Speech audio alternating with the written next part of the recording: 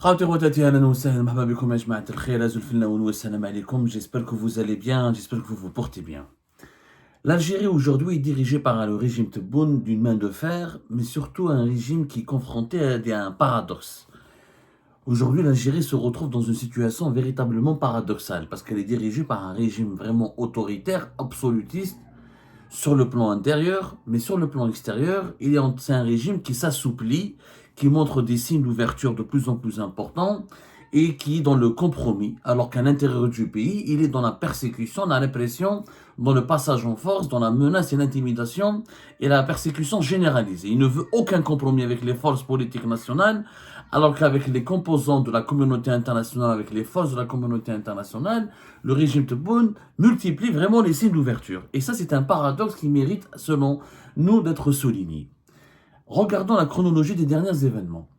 Alors, libération de Boualem Sansal le 12 novembre 2025. Une libération qui a été négociée et qui a été présentée comme étant une réponse favorable et bienveillante à la demande de l'Allemagne, une grande puissance européenne et occidentale dont le président Frank-Walter Steinmeier est intervenu personnellement près d'Abdelmajid Tebboune pour demander un geste d'humanisme, voilà, un geste d'humanisme afin de libérer Boualem Sansal. Boualem Sansal qui incarne ce lien problématique et complexe entre l'Algérie et l'Occident, puisqu'il fait partie, c'est le visage emblématique de cette intelligentsia algérienne qui est profondément ancrée en Occident et qui a des relations assez spéciales avec l'Occident et qui est très occidentaux-phile. Juste après, il y a eu la résolution des États-Unis d'Amérique sur Gaza et la Palestine qui a été votée à la surprise générale par l'Algérie, alors que cette résolution élimine et enterre définitivement le droit des factions palestiniennes à recourir à la lutte armée contre l'armée israélienne et place Gaza sous l'autorité d'un comité international présidé par les États-Unis d'Amérique avec de larges prérogatives et pouvoirs accordés comment il s'appelle, à Israël et à ses alliés occidentaux.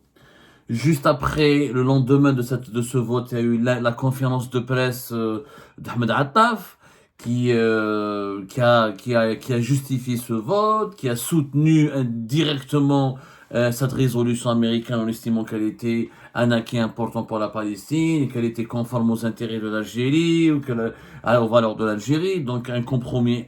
C'est que Ahmed Attaf confirme qu'il y a eu un compromis important, même sur les questions délicates et qui représentaient et qui incarnaient les positions les plus rigides, les plus brutales, les plus sévères du régime Tebboune, comme la question du Sahara occidental et du Maroc. Le régime Tebboune a fait un signe d'ouverture en disant qu'il va soutenir toute médiation entre le Polisario et le Maroc.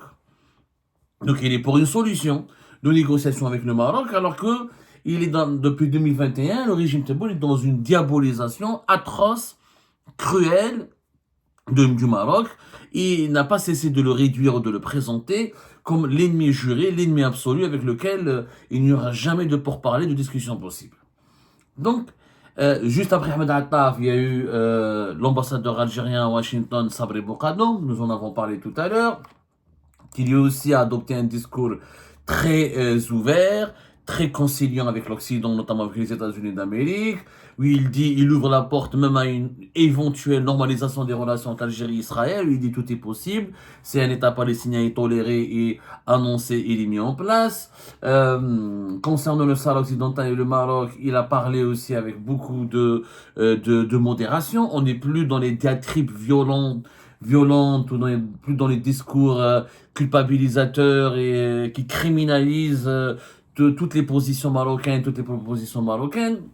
L'Algérie soutient le principe d'autodétermination, mais il laisse le choix aux Sahraouis. Il dit que les Marocains et les Sahraouis doivent absolument négocier entre eux, même s'il remet en cause la pertinence du plan d'autonomie marocain, il ne l'écarte pas, il ne le balaie pas d'un revers de main, parce qu'il laisse l'opportunité aux Sahraouis et aux Marocains de discuter entre eux pour pouvoir trouver une solution.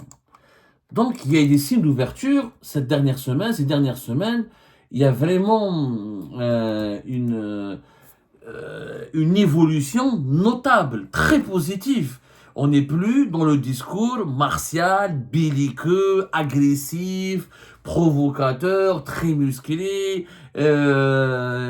traditionnel du régime Tebboune. Le régime Tebboune est en train de s'assouplir et ça, c'est les effets de l'administration Trump.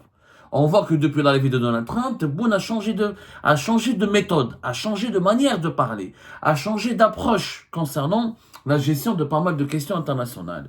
Il y a aujourd'hui une volonté d'ouverture, une tolérance, une culture du compromis qui s'installe au plus haut sommet du régime Tebboune et du régime algérien, alors qu'auparavant, nous étions vraiment dans une culture, encore une fois, de diatribes, de propos très violents, de bagarreurs, de bagarres, le régime algérien donnait l'impression qu'il voulait uniquement la bagarre, il y avait une agressivité permanente. On n'est plus dans cette posture, elle a été abandonnée par le régime Tebboune.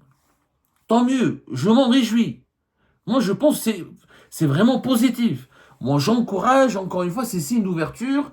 Il faut les multiplier sur la scène internationale parce que de toute façon, en Algérie, elle est isolée. On a encaissé énormément de pertes. On a eu de 2021, 2020, 2021 jusqu'à 2025 énormément de crises. Crise avec nos pays et nos voisins directs, avec le Sahel. Crise avec la France et l'Espagne, nos partenaires les plus importants. Crise grave et dangereuse avec les Émirats arabes unis, qui est l'une des plus importantes puissances régionales du monde arabe et du moyen de l'Afrique du Nord et du Moyen-Orient. Des relations très froides avec l'Arabie Saoudite, des relations instables avec des pays importants comme l'Égypte, etc. Donc, voilà, on a eu tellement de problèmes. On a eu des crises graves, notamment avec la France, notamment avec l'Espagne, et la Russie et la Chine nous ont tourné le dos. On a bien vu que depuis l'échec de l'Algérie d'intégrer les BRICS, la Chine se désintéresse de l'Algérie et la Russie se désintéresse de l'Algérie de Tebboune. Pour moi, ce virage vers l'Occident, il est à applaudir. Moi, j'ai toujours dit que l'avenir de l'Algérie, contrairement à ce que disent les islamistes fanatiques, qui veulent ruiner notre pays, ruiner son avenir, comme Abdelrazak Maqri et les autres qui nous disent que il faut afficher une certaine hostilité permanente à l'égard de l'Occident, des États-Unis d'Amérique, alors que eux, ils passent tout le temps leur vie en Turquie, à Istanbul, à Ankara, à Izmir, un pays qui était membre de l'OTAN et candidat à l'intégration à l'Union européenne, un pays pro-américain, même pro-israélien. Dans plusieurs pro-israéliens, notamment sur le plan du business et économique, et pro-israéliens dans plusieurs de ces phases de gestion de ses intérêts géopolitiques. Les islamistes algériens, ils veulent faire de nous le phare de l'anti-impérialisme américain, alors que eux, ils sont alliés du phare turc, qui est le phare de l'impérialisme de l'impérialisme américain et occidental dans la région du Moyen-Orient, de l'Afrique du Nord. Moi, j'ai toujours dit, je suis très cohérent avec mes principes, avec ma vision du monde. Les intérêts de l'Algérie sont avec l'Occident. Ils ne sont pas avec la Chine, ils ne sont pas avec la Russie. Pour une raison très simple. L'Occident, c'est notre premier client économique. Plus de 60, jusqu'à 60% de nos exportations, c'est vers les pays occidentaux, notamment l'Union européenne ou l'Amérique du Nord. Et plus de 55% de nos importations, c'est les pays occidentaux. La proximité géographique, nous sommes à une demi-heure d'avion des côtes sud de l'Europe, la proximité historique, démographique. Les communautés algériennes les plus importantes à l'étranger sont en France, au Canada et en Occident, ne sont pas en Chine et en Russie. Nous avons une histoire commune avec l'Occident, avec les puissances occidentales, que ce soit la colonisation française ou l'Espagne, l'Italie ou même les États-Unis d'Amérique. On a des relations très fortes avec eux depuis bien avant la colonisation française, depuis l'époque de la Régence d'Alger.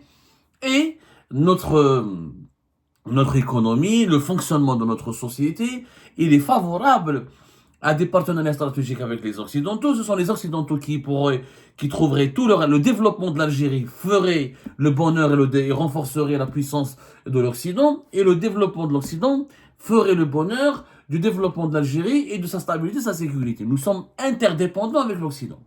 On a les idées dans la Chine ou les BRICS. J'y ai jamais cru. Ça, c'est des conneries. L'Algérie est le pivot de l'Afrique du Nord. L'Algérie, elle est la porte de l'Afrique et du Maghreb pour l'Union européenne et l'Occident. Elle est et l'Occident et l'Europe. Et l'Occident, c'est la porte du monde moderne pour l'Algérie. La Chine, elle est à des milliers et des milliers de kilomètres. La Russie, c'est à des milliers et des milliers de kilomètres. Ça ne nous empêche pas d'avoir des bons rapports avec la Russie et la Chine. L'Algérie se doit d'être fidèle à sa doctrine intelligente qui est le pragmatisme. L'Algérie, elle est l'amie de tout le monde. C'est un pays important qui doit être l'ami de toutes les puissances importantes. On est en train de revenir à ce pragmatisme qui a toujours distingué l'Algérie, qui lui a assuré sa sécurité et sa stabilité, donc des relations bienveillantes, stables, équilibrées, amicales, voire même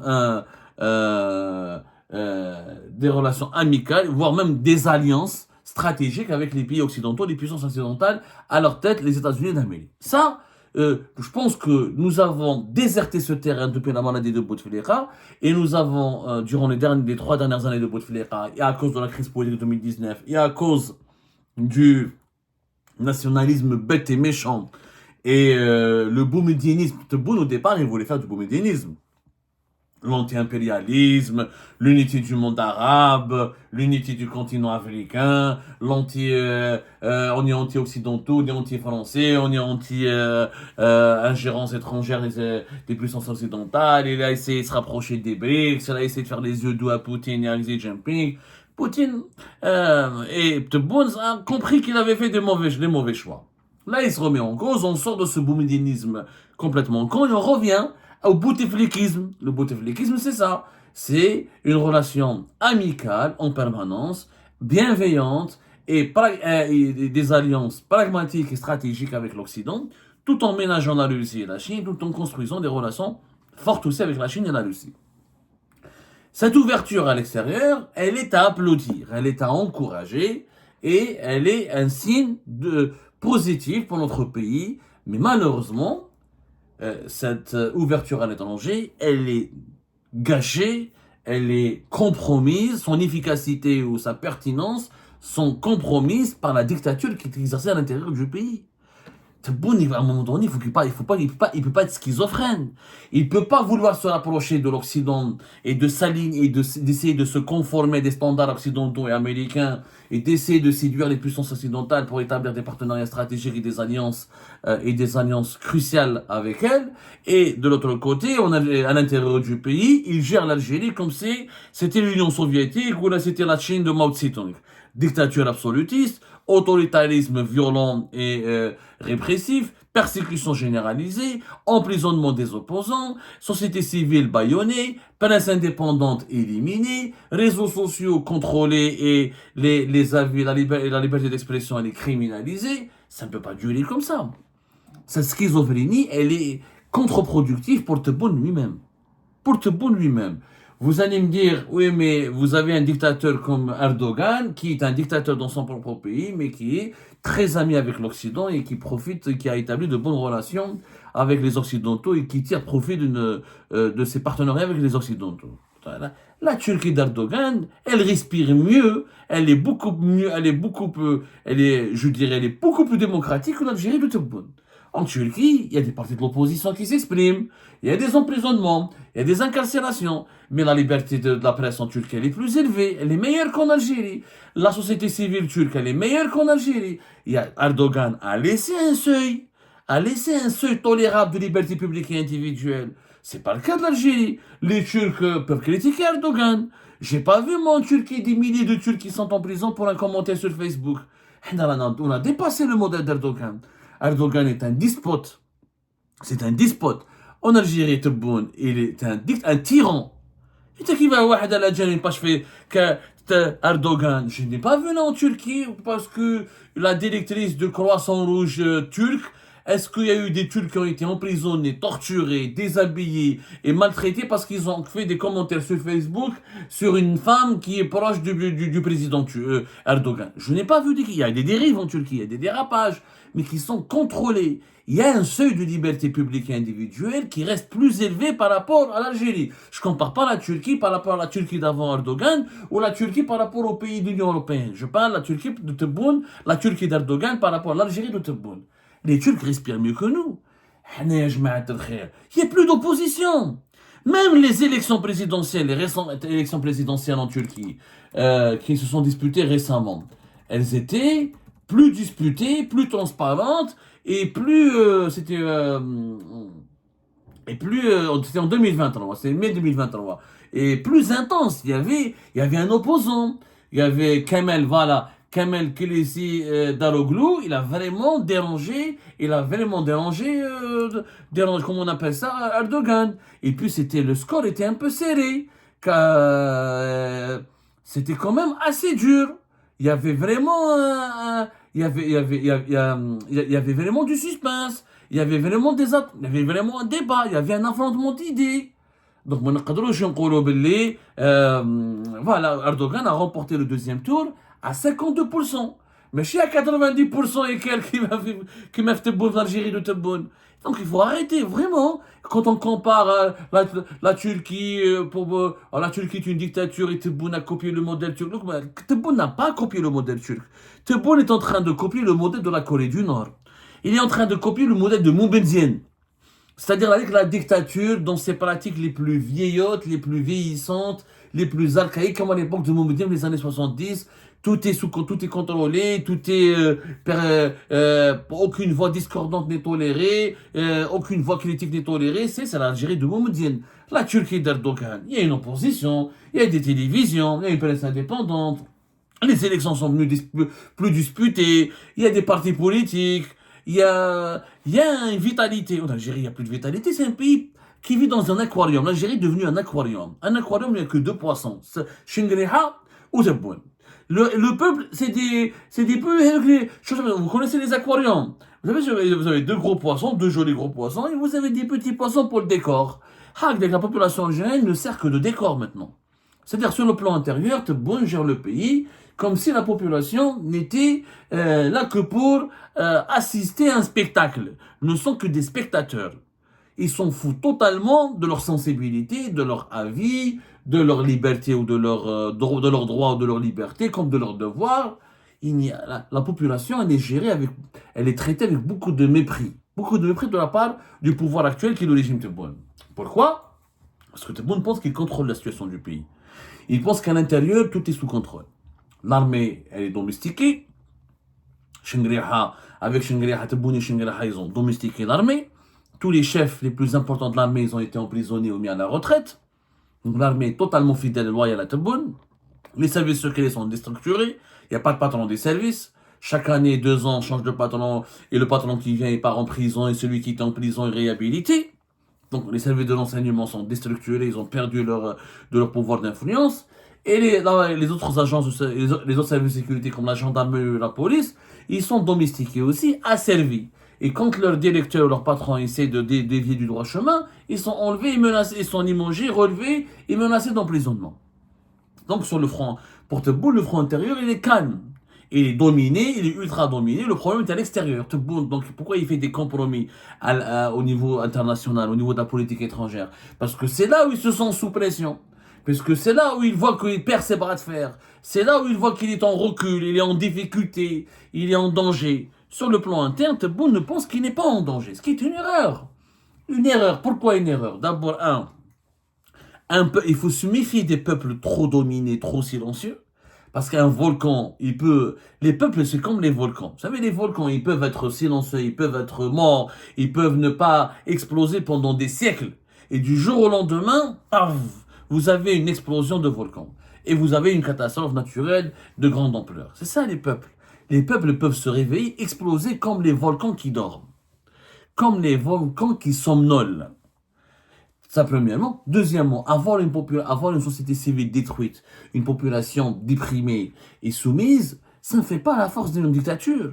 Au contraire, ça multiplie les fléaux sociaux, ça empêche le développement économique parce que la population elle est démissionnaire, elle n'est pas motivée. La majorité des talents du pays veulent fuir. La majorité de l'élite économique du pays veulent fuir, ne veulent pas travailler. Donc la dictature n'arrive pas à créer de la richesse. Les dictatures, pour qu'elles durent, il faut qu'elles trouvent un compromis avec une base populaire. Elles doivent disposer d'une base populaire parce qu'il leur faut, les dictatures, pour durer dans le temps, il leur faut de la prospérité. Il leur faut fournir un bien-être à la population. Et même les dictatures elles-mêmes, elles ont besoin de ressources financières tirées d'une certaine croissance économique pour durer dans le temps. Sauf que la population algérienne ne travaille plus, tout le monde est déprimé. Il n'y a plus d'entrepreneurs et d'hommes d'affaires de qualité. Il n'y a plus de partis politiques de qualité, il n'y a plus de médias de qualité, donc la dictature, elle est isolée dans la société elle-même. Et elle n'est pas capable de trouver des nouvelles idées ou de nouveaux projets ou des solutions à ses propres dysfonctionnements, puisqu'il n'y a personne qui peut, il n'y a plus de force de proposition. Un dictateur, il a besoin d'une force de proposition. Quand un dictateur élimine tout ce qui, quand il est, tout ce qui l'entoure, quand il sème que la désolation, que le silence, que la répression, que la persécution, il se passe quoi? Il se passe qu'il va diriger un pays mort-né, un pays moribond, qui ne produit ni richesse intellectuelle, ni richesse matérielle. Un tel pays ne survivra pas aux crises. Parce qu'il y a un ordre international, il y a des pressions étrangères, il y a des ingérences, il y a des dangers qui sont importés, qui s'exportent depuis l'étranger vers le pays, il y a des impacts de certaines crises structurelles et systémiques qui frappent les ensembles régionaux, les blocs régionaux ou l'ordre géopolitique international. Et puis encore, une dictature, elle doit durer dans le temps. Pour durer, Erdogan, comment il a duré dans le temps? Erdogan, il a duré parce qu'il a modernisé la Turquie, l'économie turque. La Turquie, elle a intégré les pays, le classement des 20 et 25 pays les plus riches du monde. C'est pour ça. Il y a une industrie, il y a des exportations, il y a un secteur le pays était ouvert. Il y a un secteur des finances. Et tout ça, Erdogan avait besoin de la vitalité de la société turque pour pouvoir le réaliser. Mais une société moribonde, dépressive et déprimée, elle ne produira rien d'intéressant. Ça, c'est du halal ou le boumedianisme. Tebboune a appliqué le boumedianisme sur le plan intérieur. C'est-à-dire, je suis le tyran, le culte de la personnalité, Ahmed Tebboune, je suis le meilleur. Ça se voit. Il veut pas de la moindre critique. Ses décisions sont indiscutables. Les Algériens doivent tous se soumettre à ce qu'il décide de lui, parce que lui, il connaît mieux que tout le monde et c'est lui qui détient la vérité, pas les autres. Ça, c'est pas de la dictature. Ça, c'est de la tyrannie. Un dictateur consulte, concède, il garde le pouvoir, il s'approprie le pouvoir, mais il fait des compromis, il fait des concessions. Et il offre une marge de manœuvre à ses opposants, à la société civile, à la population. C'est pas notre cas. Donc Tebboune est appelé à se remettre en cause. Son ouverture sur la scène internationale, elle ne peut pas durer, elle ne peut pas être efficace. Et elle ne peut pas lui apporter une plus-value tant que, sur le plan intérieur, il maintient une dictature, une tyrannie, même pas une dictature, une tyrannie archaïque, complètement contre-productive. Et qui sème que la dépression et qui fait reculer le pays, qui l'empêche de décoller. C'est un constat que je voulais partager avec vous. C'est un constat que je soumets à vos avis, à vos discussions. Et j'espère que les décideurs dans l'entourage de Tebboune pourraient être sensibles à cette analyse, qui leur est profitable d'abord à eux, parce que c'est eux qui sont au pouvoir. C'est eux qui vont affronter ensuite les résultats de leur mauvaise gouvernance, de leur mauvaise politique, parce que les problèmes vont se retourner contre eux. Donc ils devraient apprendre à nous écouter, comme ils ont appris à faire un peu de compromis, quelques compromis sur la scène internationale.